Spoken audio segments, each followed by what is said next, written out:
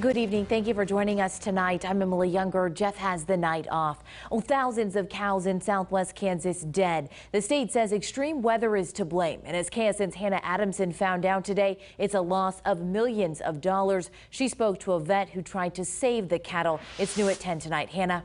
Emily, Dr. Miles Thuer works with 16 feedlots in Kansas, 10 of which were impacted by those extreme conditions over the weekend. He says in his 6-year career in the feed yard industry, he's never seen conditions like this leading up to what he calls the perfect storm.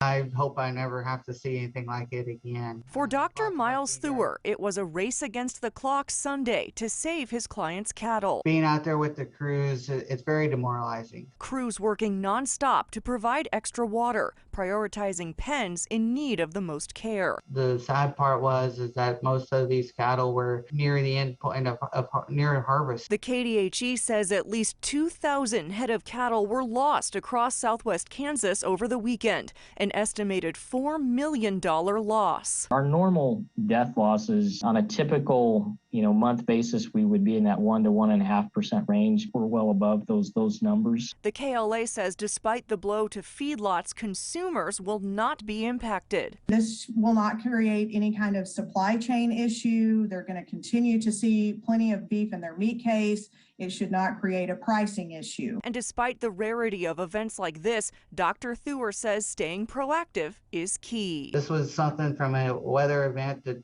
hasn't happened in this area, I know, of at least the last 60 years. And so that's how we got to think about that as well in the future.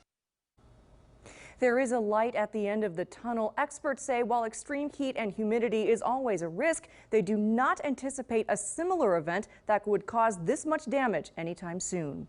Here for you, Hannah Adamson, KSN News 3.